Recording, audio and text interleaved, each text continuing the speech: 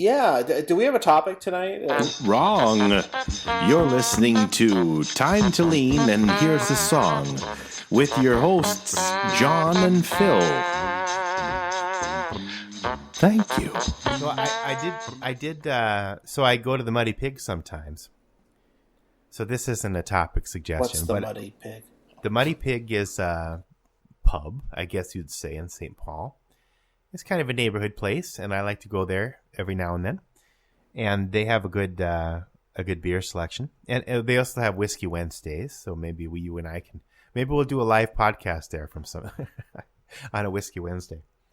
I tried a couple different beers there this time, and actually wrote them down. But the one I had was Odell Saint Lupulin. Lupulin. Let's say Lupulin. And which is evidently the name of the hop resin. And so they actually just use the resin somehow in this process. And it's... that's what I put on my bass bow. No, that's rosin. Sorry. You should get some lupulin rosin. Made out of hemp. Extra sticky. That wouldn't be good for playing the bass. No. Oh, you could play that one note really good.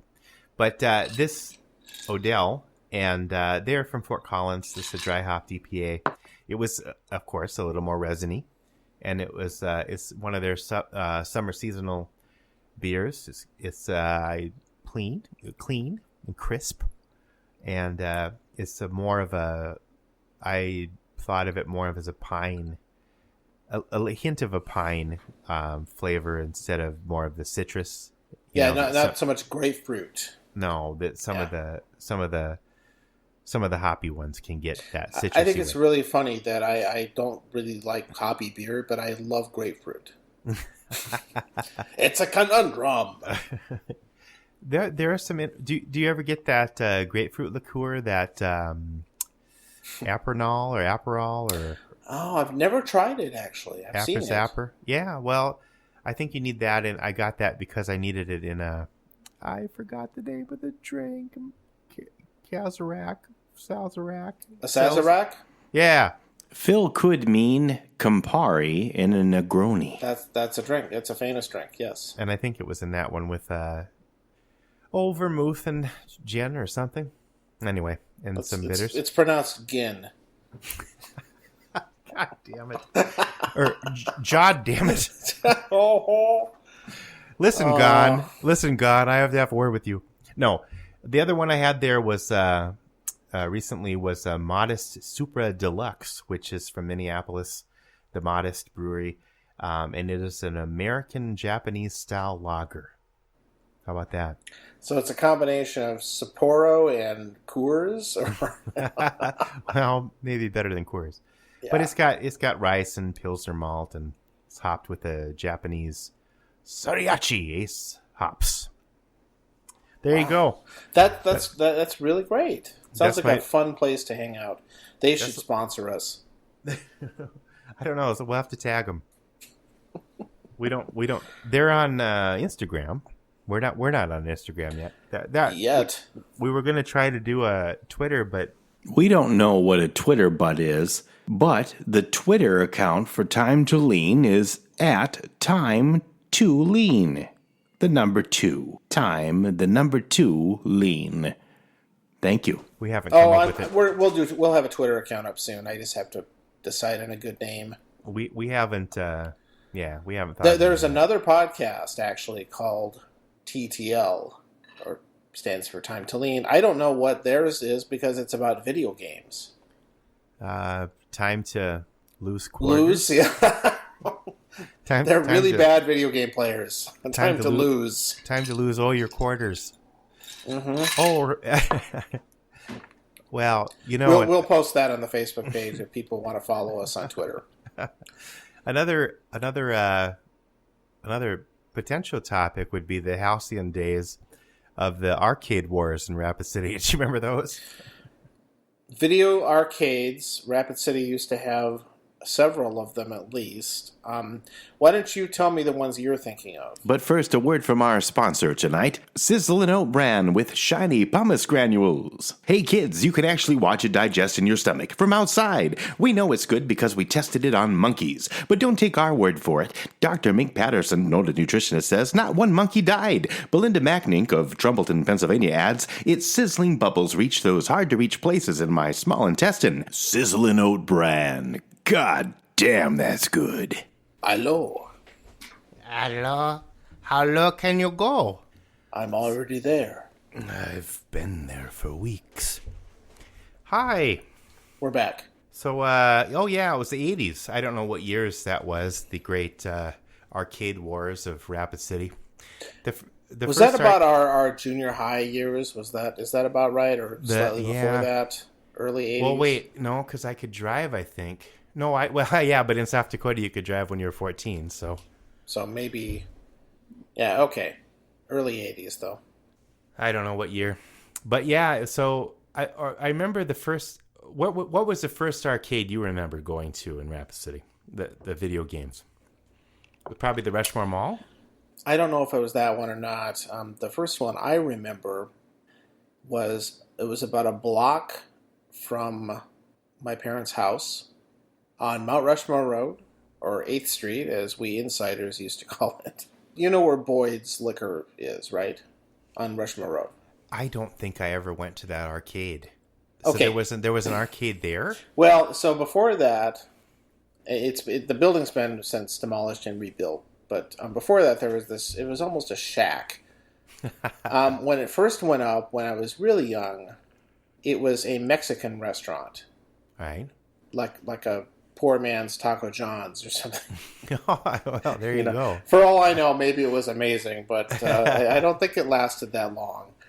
And it's hard to compete with Taco John's.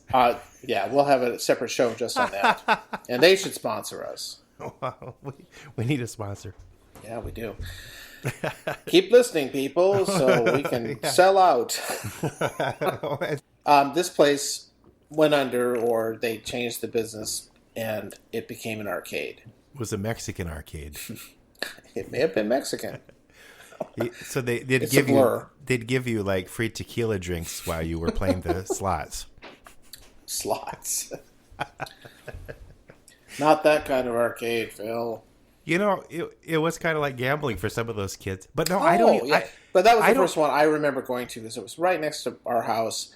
I don't know how many years it was open, and then, of course, it became a liquor store. I think that kind of thing.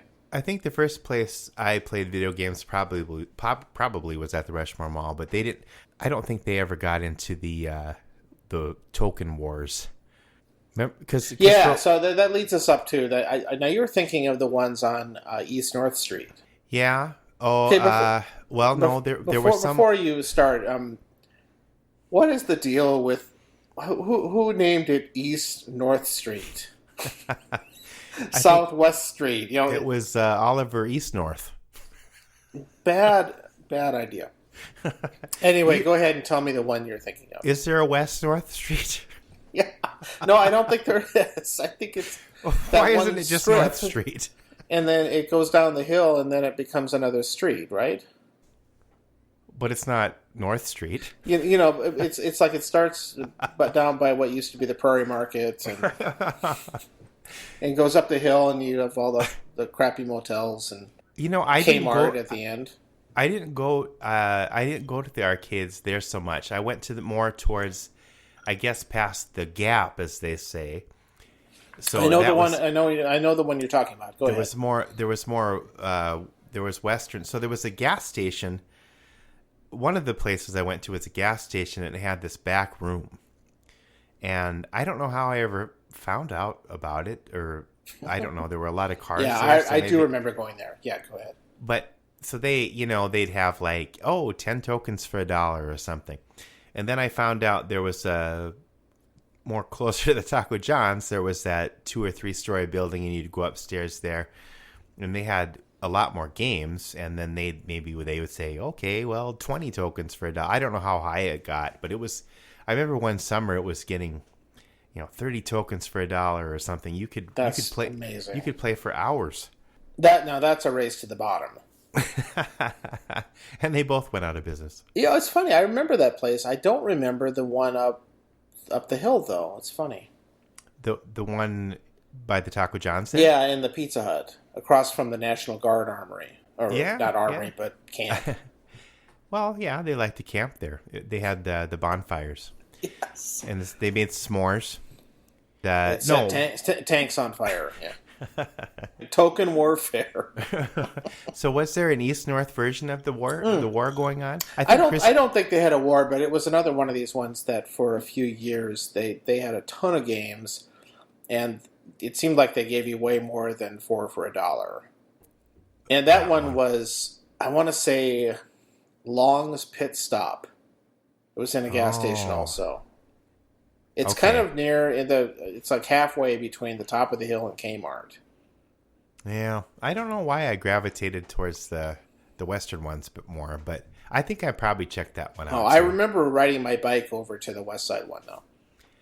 For a while there, though, there were video games that everywhere. Like I remember going up to a gas station, sort of halfway between my house and your house, before I even knew you, across from the dry cleaners and the drive-through dentist. And yes, I know that one. And they'd have a couple video games there that I'd go to. Well, even right next door to my old grade school, Mini Mart, they often had at least 2 video game cabinets.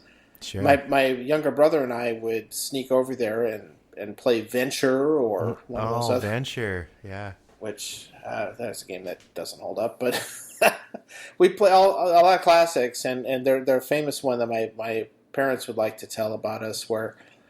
And maybe it was just me, maybe Rob was there too. I can't remember, but I'll take credit for it, I guess. And we had a dog, and I was supposed to walk the dog. Instead of walking the poor dog, I went over to Mini Mart and tied the dog up outside and played video games. And they were like, "Wow, that's a really long walk."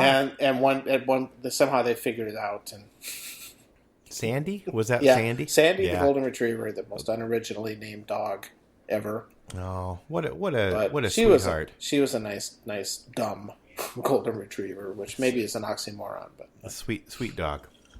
Yeah, she was great. I got her 10 years old. She was brought home.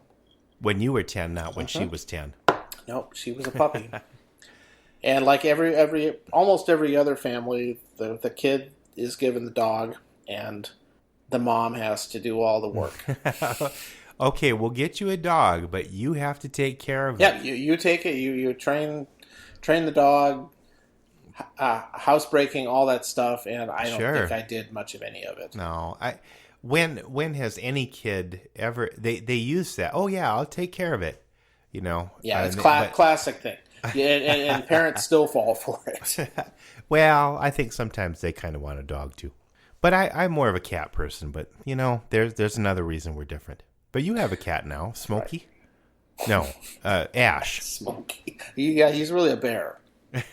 Yeah, his name is Ash. He's a middle-aged, lazy, do-for-nothing cat. And you guys found him in an oak barrel. He's been seasoned. For 10 years by the sea. Yes. He was very expensive. Oh. No, he's a good cat.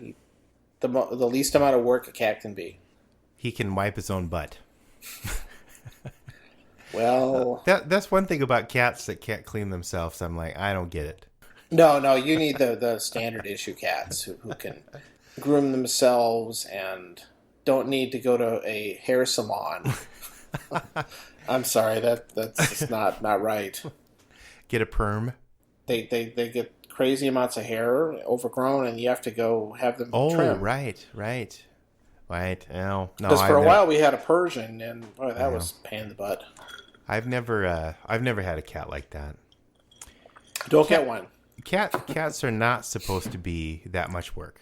Apologies to anybody who loves Persians or whatever. There's a little family of flat-faced cats. Well, yeah. I mean, or Persians in general. We're not trying to speak against Persians. Persian people.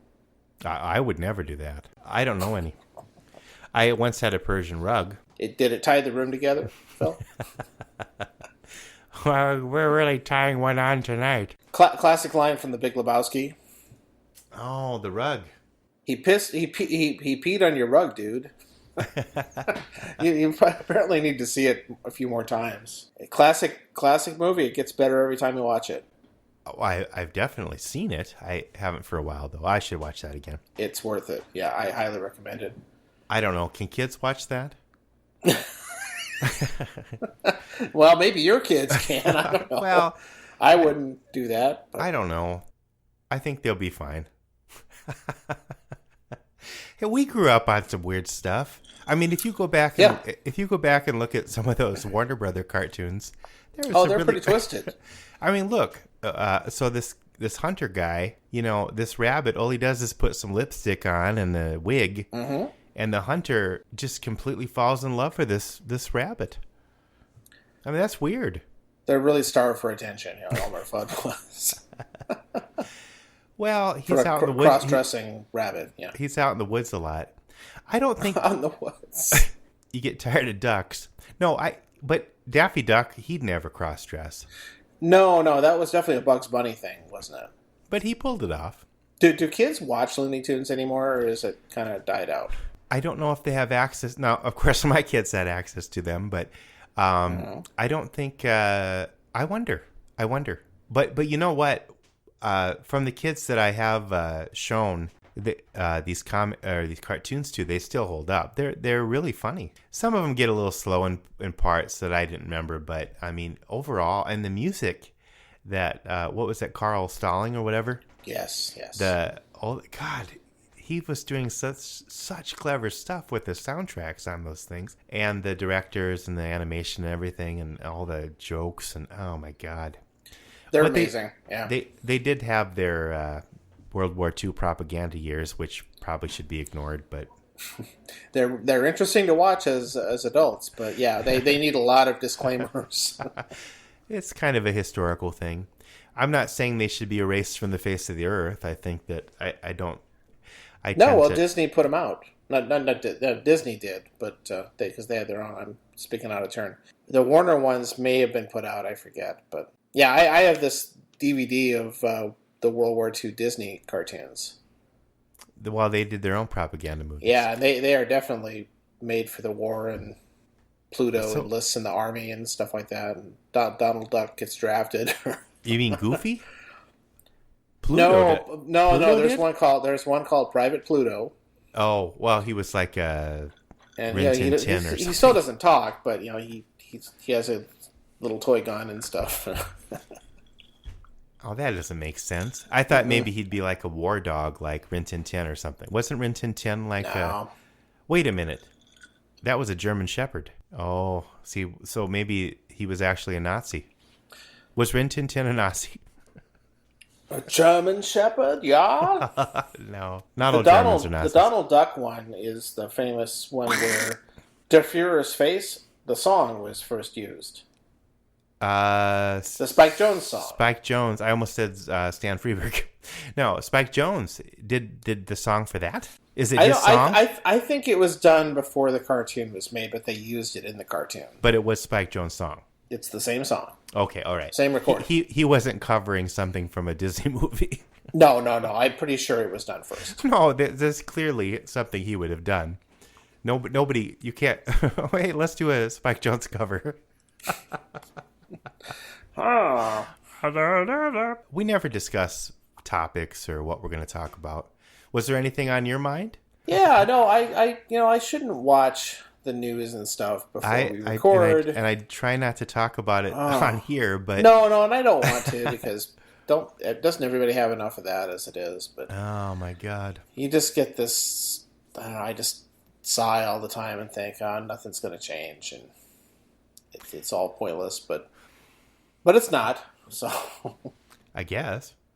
The one thing I was thinking about today is I just find it very hard to believe that the white supremacists out there were as traumatized by having an African American in the White House as most liberals are about having Donald Trump in the White House. And they reacted, they elected Donald Trump. Or not, it wasn't just them, of course, but part of it was a reaction to Obama, even though he really couldn't do much because Congress wouldn't let him, but whatever. We're getting into politics. So now I'm wondering, so is the pendulum going to swing even really further, like a really left wackadoodle, or what? Who's coming up? Chris Well, that's Matthews. the thing. We don't really know. I want Chris Matthews. No, he's too old. But he does I have don't think he's large older balls. than Trump is, though. That shouldn't be a guideline. No. I heard that Bernie Sanders is going to run again. Oh, okay, sure. Bernie bros. Hey, you know what? I like the guy, but I wouldn't vote for him again. I mean, I want somebody new. Yeah, they need to find somebody new. I voted for him at some point. I don't think this is a place we need to get into politics, really. Well, here's another thing, though. We can, because we talk about the past, but who was the first person you ever voted for? Well, that's easy. That was Michael Dukakis. You know who I voted for? Jesse Jackson. Oh. I think I was one of only 3 people in South Dakota that voted for Jesse Jackson. Well, he used to yell out, less money for alms, more money for farms. John's impersonation of John F. Kennedy impersonating Jesse Jackson was brought to you by Ramco. Looks like you need a pipeline. No, I don't know. I can't remember what he said. He said it better, but... Hopefully, he wouldn't have gotten very far if he sounded like that. You know what? And he was one of the only presidential candidates that went to Pine Ridge, and I don't know. I was young. So that was 86. Was he on the ballot in 86? I'm trying to remember the first year I voted for because that was the first year I voted. No, 88. Sorry, I'm a couple of years off. 88 was the year Dukakis ran as the Democrat because that was the end of the Reagan administration. Did Jesse Jackson also run that year? It must have been the same year. Maybe he ran as an independent or something. Well, I voted for him in a primary. Oh, so yeah, I definitely didn't vote in the primary. Oh, see, no, I was going to vote. I had to sign up for the selective service, so I better vote. I don't know. I was really excited about voting. Yeah, I remember vividly going to a Wilson school, and I pulled a lever because they still had those old machines. Oh, you had to go behind the little curtain thing. The curtains, yep, and you'd pull the levers. Yeah. Oh, it's a long lever. None of this paper stuff. Or push button things that are controlled by the Ruskies. No, this was I went to South Junior High, but that was the same experience, Yeah. I don't think there were a lot of people in line. I don't think maybe they should bring those back. They can't hack into those things. Well, no. But you remember that you had to go behind the curtain, so you pulled that shut or something, and then you went and pulled this huge crank. But this was a big machine, though. It seemed like to me in my memory. Yeah, and I seem to remember seeing these big machines because they kept them at the school. And when I was much younger, I would remember seeing these things. And years later, I knew what they were for. And you would hack them. Oh, remember the voting token wars where you could put 20 tokens in and get 5 votes? 5 votes. And then you'd go to Wilson and you could get 30 tokens. And when you're supposed to be walking your dog.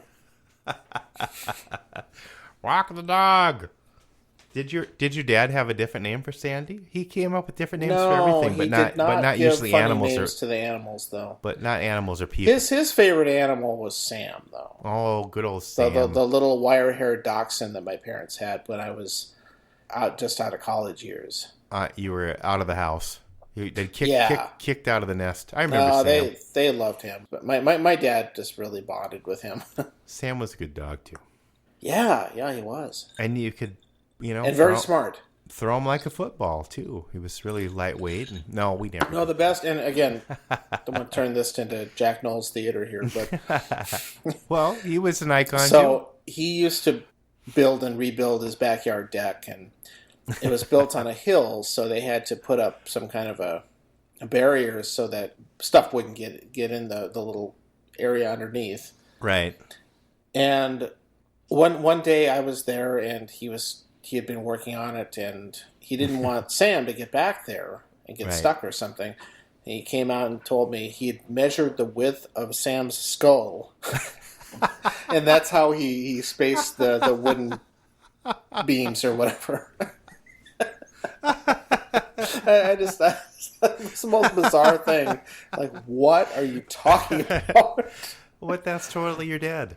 Yeah, that was one of his. He was another many retirement projects. He was another Rapid City icon. We could talk about him for a long time. Yeah, we've talked about a wide range of exciting topics. This has been a different episode than the previous ones, so. I guess. What do you mean? I feel like more rambling. We were a little more thoughtful. Well, I've been in kind of a thoughtful sadder mood lately. But wiser girl for me. I've been in a kind of an introspective sort of mood over the. I don't know. It's just been a kind of a weird week, but that's okay. You know, we'll mix it up a little bit. Good night, Phil. Good night, John.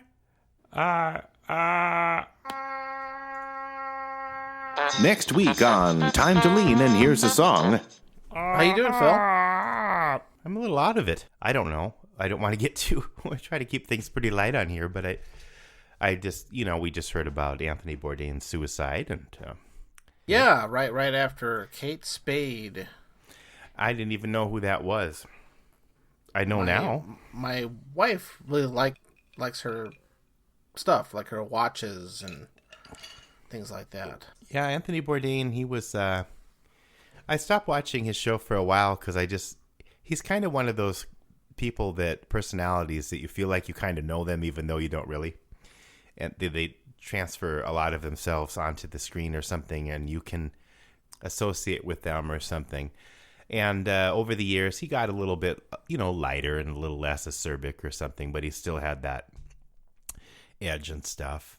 But you always had the kind of feeling that he was, he just wasn't quite satisfied with everything, and like maybe he felt guilty about his success, or he felt kind of stuck or something. And I stopped watching the show for a while because I don't even know the guy, but I was like a little worried about him, I guess. But really interesting. I gotta admit that I read his famous book Kitchen Confidential, which I've never read. Which I highly recommend. It's really fascinating book, and yeah, that's what really got him on the map. It was groundbreaking. And I read that, and I of course I've seen him on TV. I maybe very occasionally caught his TV show, and that's the one where he travels around to all these countries and eats the local food. Yeah, things talks like to that. People. Yeah, where he eats lots of weird stuff. Well, not too weird. He's not like the other guy, the bald guy, but the guy from Minnesota, I think. I can't remember his name, but he's bald. Louis Anderson. Yeah. No, it's not.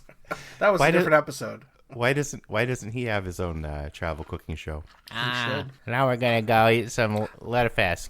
Hot dish confidential.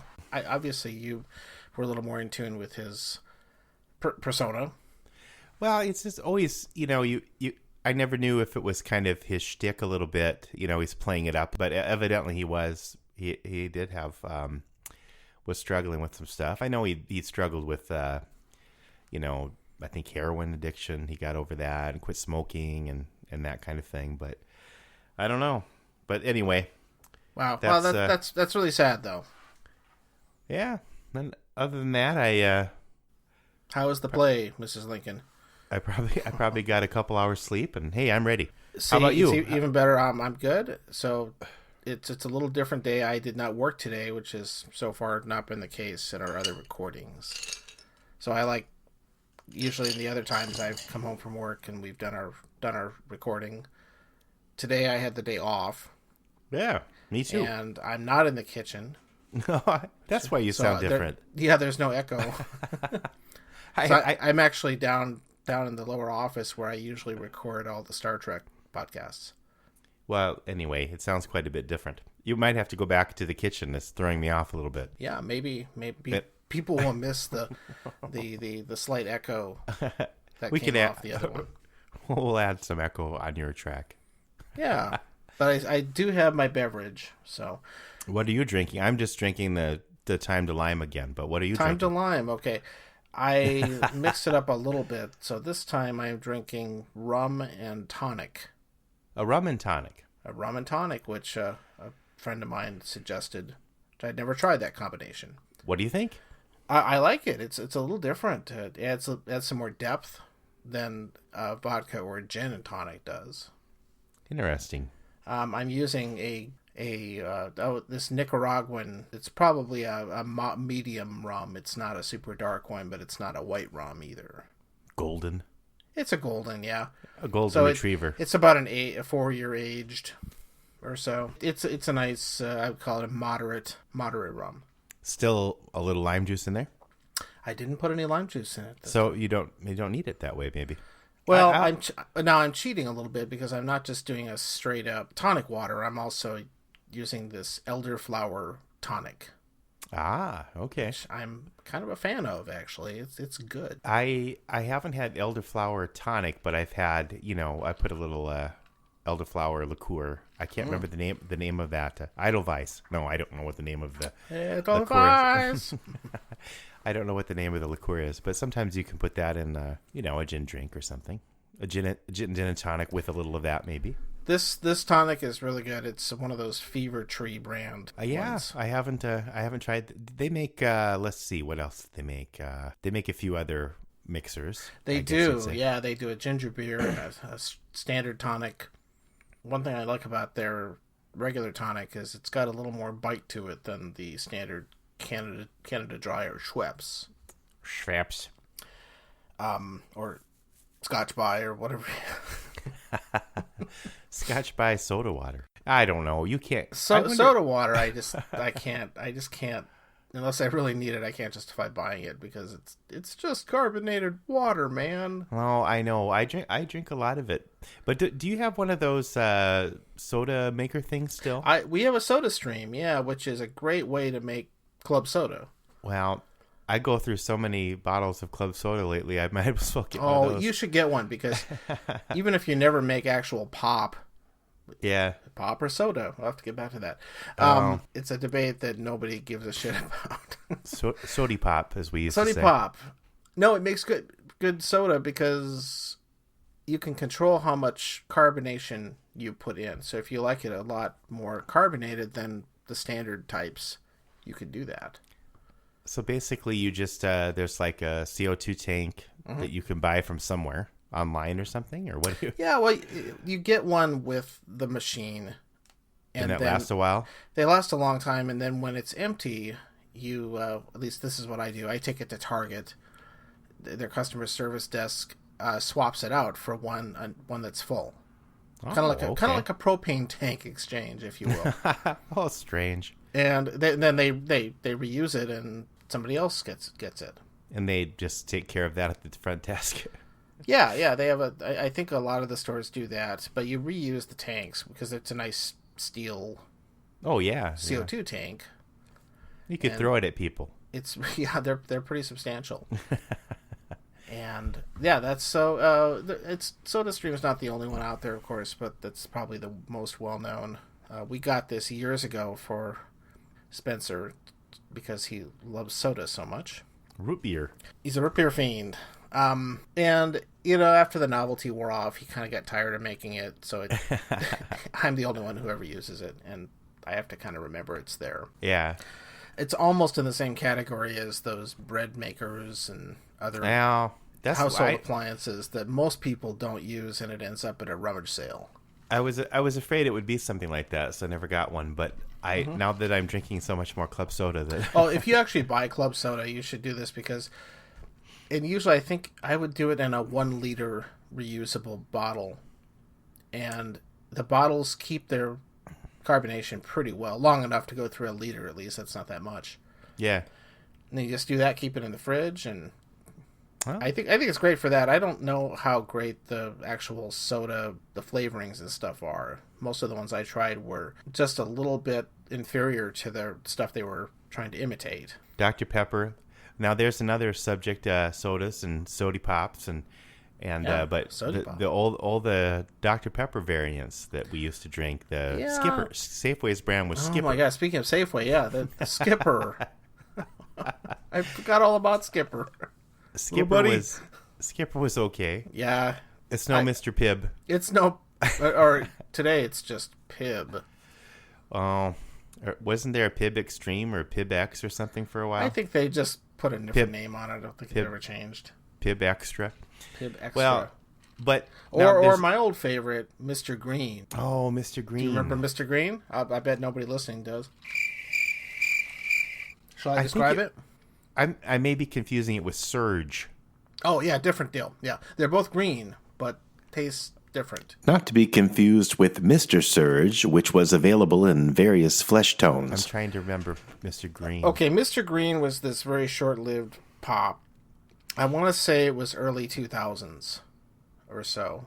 I'm sure I had it. Now, do you remember, to back it up, do you remember this brand of beverage called Sobe? Yeah. S-O-B-E. Not to be confused with S.O.B., the soda that came out in conjunction with the Blake Edwards movie of the same name, which tasted like Julie Andrews. Yeah, that's not around anymore. Had lizard logo. I don't actually. I think they might be still around. Yeah. I drank some of that, sure. Yeah, and at some point, I think they started out as a weird independent making goofy drinks and stuff. Yeah. And then I think Pepsi or somebody bought them out, and they thought they would try making a pop. Because most of their other stuff were, I don't know, ginseng, fruit, blah, blah, blah. You know, whatever. Sure. But Tea or something. They came up with this soda called Mr. Green, and it was this dark green colored pop. But it tasted like Dr. Pepper, except it had extra caffeine and ginseng in it. Yeah, that does sound familiar. Well, what is Surge? Surge was this more Mountain Dew-like thing. I just saw a Surge in the store the other day. Maybe they're trying to make a comeback. It was brought back, yeah. Surge was another one that about the same time period. And what was it was another Mountain Dew competitor. So Mountain Dew, did it have cherry in it? I don't know. I think it was that same citrusy, super sugary, super caffeinated thing. Sure. All right. Mm-hmm. What was the other? Oh, Jolt. That was the other soda. Jolt was actually cola, though. And that was like twice the caffeine or something. The logo was all the sugar, double the caffeine, or twice the caffeine. Jolt. So around here, if people are in the Twin Cities area, there's a Blue Soda Company or something like that, I think it's called. Or Blue Moon or Blue something soda company. I should have looked it up. But anyway, it's I won't take time now to do it. I think it's Blue Soda Company. And it's they have like, I don't know how many different kinds of sodas there. And so they have them by category. So there's a whole section of Dr. Pepper variations. And from around the world or the country at least, maybe not around the world, but they do get some from other places too. They make their own sodas too. There, they have a little bottling machine, I guess, or bottler. Oh, that's kind of cool. Yeah, evidently they use like really old Coke bottles or something, and then recap them, and you can get some kind of deposit back when you bring them in or something. It's a little too far for me to go very often, but and then they have a section of really, really odd sodas, like I don't know, booger flavored or whatever. But booger flavor. Well, that's like those Jones sodas that had like the turkey dinner flavored soda. And they probably have those. So why not booger flavored? No, I don't think it was boogered, but I'm getting confused with those weird jelly beans. Mm-hmm. Well, I need another beverage. So okay, we'll back. Pause. I'll be back. Okay. John and Phil never came back.